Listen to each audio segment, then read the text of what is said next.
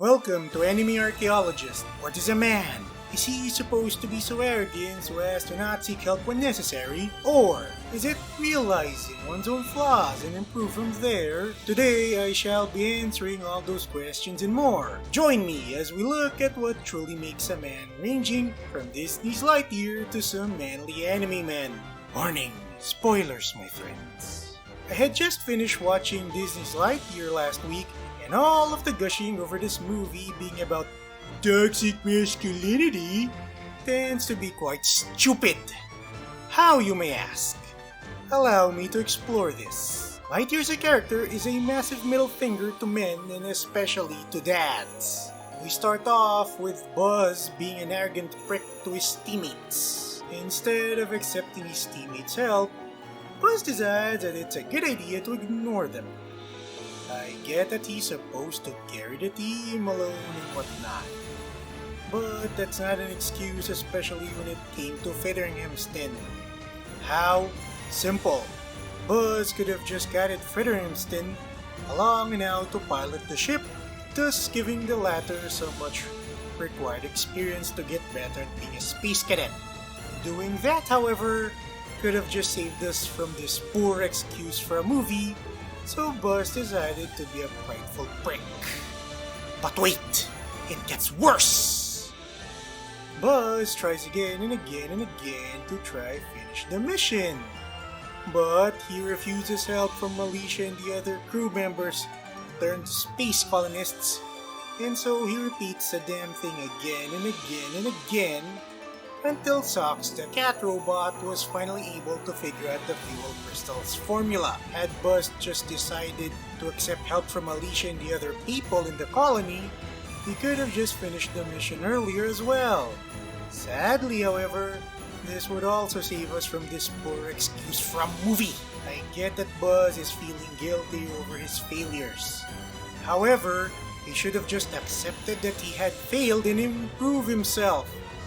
Had he done that earlier, as in before the whole Zurg thing, then he would not have to deal with this idiocy. It took Buzz half the movie for him to realize that he's dead wrong. The fact that Zurg is revealed to be Buzz from the future who can time travel only makes it more idiotic than it already is. Now, the director of this atrocity to cinema and a lot of the other wokesters out there are gushing over how this movie is a massive shot at toxic masculinity. What they fail to realize is that Buzz does suffer from something, the mortal sin of pride. Blaming it on masculinity, toxic or otherwise, misses a crucial point. The mortal sin of pride afflicts us all via the fall of man through what the theologians call concupiscence. It is through humility that we can improve ourselves. The reasons why Buzz's flaw is placed under the term toxic masculinity serves a few purposes. 1. Calling it pride is too religious, and religion's only place in woke entertainment is for mere aesthetics to be added and discarded whenever necessary. Kinda like how tomboys are deemed as an aesthetic online via Instagram. 2. Calling it toxic masculinity is a middle finger at men, especially at dads. It gets worse when the mortal sin of pride is transformed into something for people to celebrate over, such as ethnic pride and LGBTQ plus pride. I'll explore the part about how toxic masculinity is a middle finger to men. Men as a rule typically do not ask for help because men want to get things done. That said, there are cases where asking for help is a good idea. Hence, humility tempers the desire to get things done by introducing self-reflection into the mix. This makes men more inclined to see where they have failed and improve from there. Calling Buzz Lightyear as toxic masculinity is even more of a middle finger at dads, because the reason why dads typically do not ask for help from their kids is simply to get things done. This is reflected by how Buzz is a dad figure who had effectively neglected his family, namely Alicia and the other people in the colony, all in the name of finishing the mission during that montage of Buzz trying to finish the mission. So, do we have counters to this man-hating and anti-dad crap? Yes! Let's start with our first counter, Zhuge Kongming from the hit anime Ya Boy Kongming. After wishing to be reborn in a peaceful place, after he had died back in the 3rd century AD, Zhuge Kongming gets transported to modern-day Japan in a rather weird way. He has all of his knowledge and wisdom with him, all the while being in a younger body. From there, he learns that he's in the future in a foreign land that admires him for some reason. Instead of letting it go to his head, he helps an aspiring songstress by the name of Eiko Tsukimi become a famous songstress. The best way that I can describe this guy is like this. Imagine, if you will, if the producer from The Idolmaster is an ancient Chinese strategist instead of a Japanese producer who is placed in charge of some idols, or a Korean producer seeking redemption by helping 2 groups of women become idols. While Kongming did learn that he was flung far into the future, he never acted like Zurg. What do I mean by this? While Lightyear, who had become Zurg, decided to treat himself going to the future and then wanting to reverse his mistakes by effectively asking his past self to give him the fuel crystal, Kongming had gone into culture shock, especially after learning that his home, the state of Shihan, had fallen. You wanna know what he doesn't do? Act like a whiny idiot. Instead, he had just accepted his fate, especially after remembering what his old liege Liu Bei had said, peace and tranquility, let us create a world without war, and just decided to aid Eiko become a famous songstress. Unlike Buzz, Kongming had humbly accepted his shortcomings in his plan and so finds ways to solve those shortcomings. To do this, he looks for a job, and after getting interviewed by Eiko's boss Kobayashi, Kongming gets employed at Kobayashi's store as a bartender. Let's just say that he's overly qualified for it. Both Kobayashi and Kongming are helping Eiko realize her dream because they care about her. This is in contrast to how Buzz acted for the first half of the film, as an egotistical excuse for a man. After this, Kongming applies his skills and intellect to help Eiko become a famous songstress. This ranges from him encouraging her to applying the tactics that he had used in war under more peaceful methods. To this end, he also manages to help Kabetaijin regain his confidence by challenging him into a rap battle. He even convinces Karasawa to treat Azalea better at the end. Compared to Zurg, who disregards everyone save for himself, Kongming inspires people to greatness. Next is Tamahiko Shima from Daisho Togibanashi. He had lost 3 things in his life: his mom, the use of his right hand, and the trust of his dad. He had sunk into a suicidal depression, and yet it was due to the help of his fiancée Yuzuki that made him snap out of it. Instead of succumbing to guilt so as to not seek help from Yuzuki and his younger sister Tamako, like when Buzz did not accept help from Alicia and the other colonists, Tamahiko accepts the kindness of Yuzuki and Tamako. With that, Tamahiko improves for the better. He even gains some friends as well: Ryo, Kotori, and Haku. He could have simply borne all of that depression to himself and saved Yuzuki from wanting to deal with him. After all, that's what Buzz did for the first half of the movie. But at what cost? That would have saddened Yuzuki in the case of Taisho Tomio Togibanashi, and it caused Zurg to become a thing in the case of Lightyear. Instead of being an egotistical coward, Tamahiko decided to confide in Yuzuki. All that said, I get where Tamahiko was originally coming from. Men generally do not share things with others for fear of being mistreated by other people, especially by women. After all, in this day and age, why should a man open up when he's gonna get humiliated online, ranging from Twitter to TikTok? And yet, a solution is at hand. Find someone trustworthy to whom you can trust. Buzz had squandered that opportunity with Alicia and didn't befriend anyone until Alicia's granddaughter Izzy was running around, while Tamahiko had opened up to Yuzuki and Tamako. We see this in how Zurg only trusts machines, such as Socks, the cat robot. He did try to convince Buzz to give him the fuel crystal, but it only shows that Buzz didn't trust his alternate future self. Meanwhile, it was Tamahiko's trust with Yuzuki and Tamako which not only made him survive by the fact that he didn't off himself, this also helped him get past the trauma that he's had from his family. Compared to Zurg, who only thinks of his own ego, Tamahiko cares about his family and friends, including his fiancée Yuzuki. Next is Lloyd Forger from Spy Family. He had been told to marry and have a child all because of a mission in the first episode. To that end, he adopts a kid from an orphanage by the name of Anya. He also marries a woman by the name of Yor Breyer in the next episode.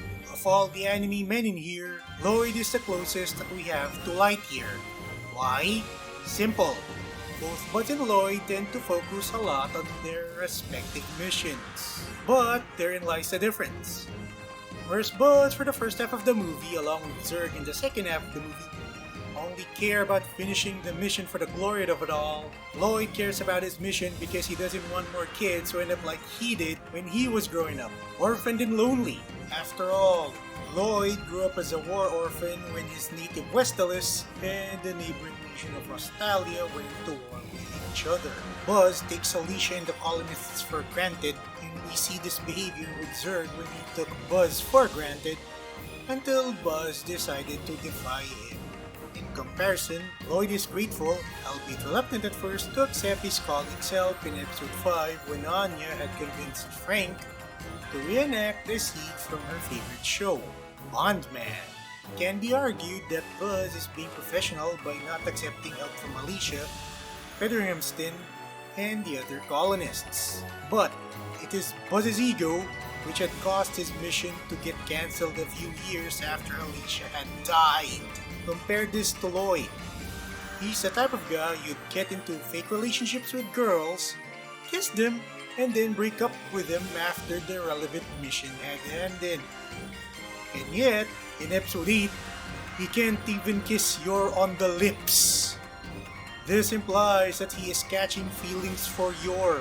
Buzz, in the first half of the movie, feels guilt over his failures, and yet he doesn't open up to anyone about it, especially not to his partner among the Space Rangers, Alicia. Meanwhile, Lloyd has his doubts as well, but he doesn't stew over it.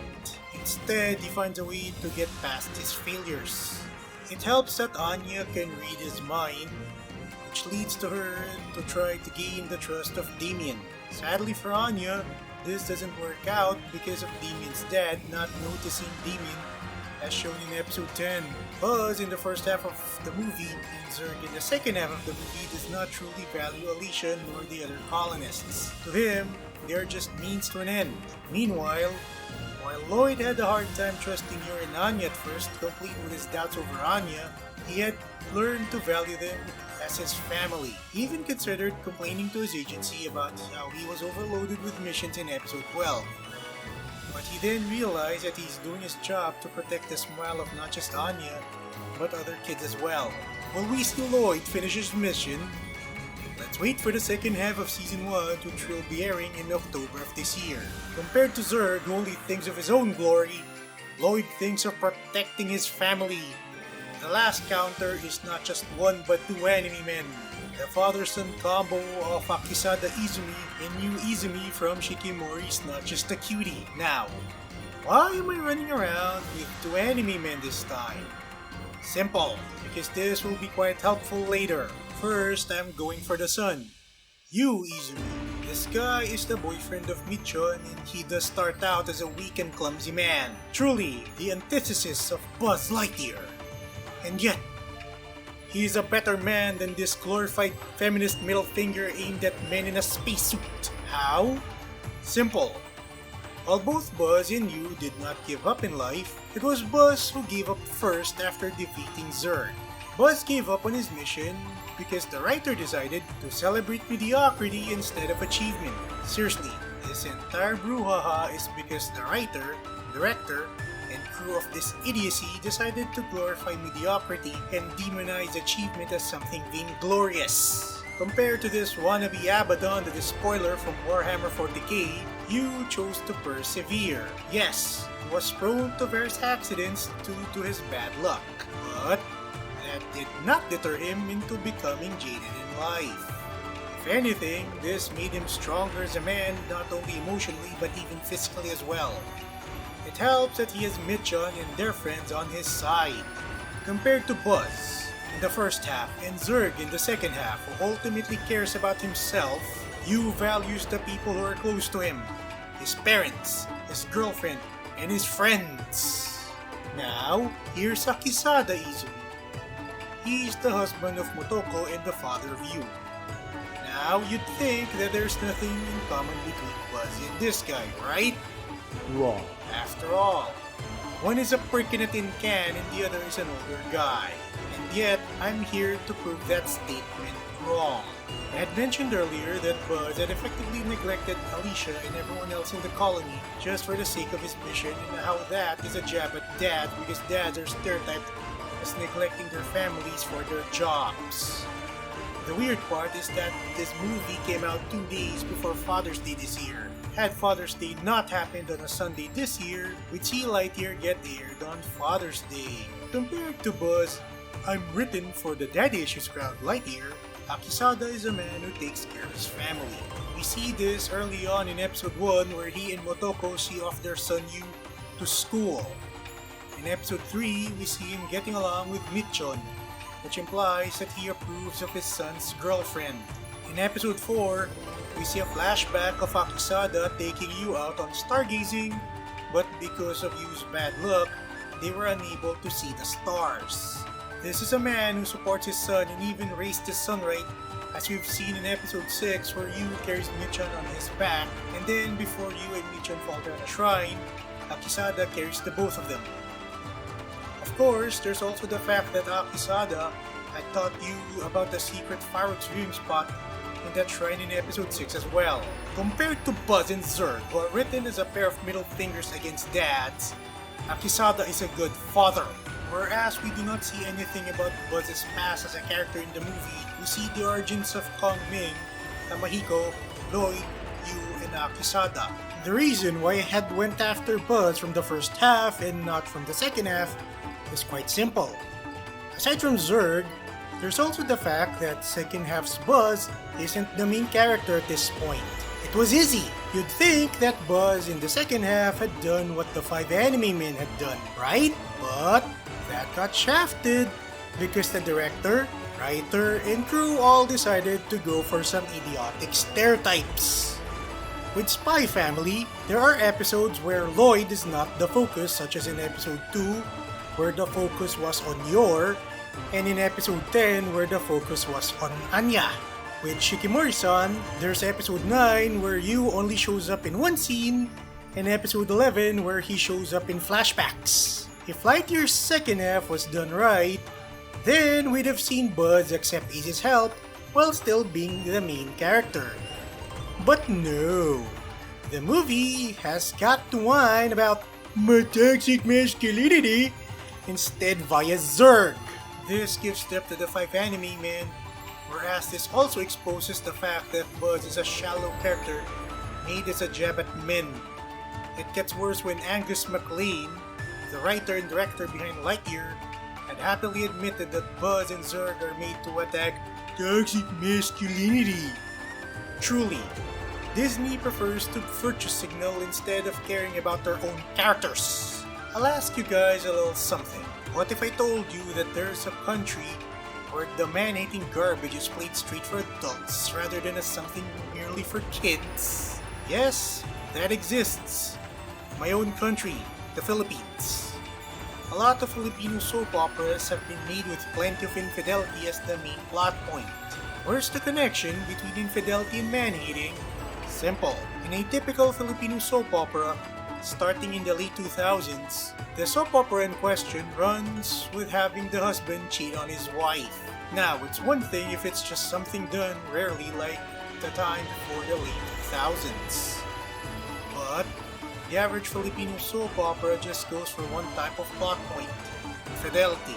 Add this with the facts that anime has always been treated as something for kids in this country by the major media stations, and even how anime have been progressively being removed from mainline TV time slots until very recently. Are we supposed to be surprised that a lot of men are losing their traditional masculine roles because they have very few role models, especially in media? Anime generally teaches about loyalty, friendship, and strength.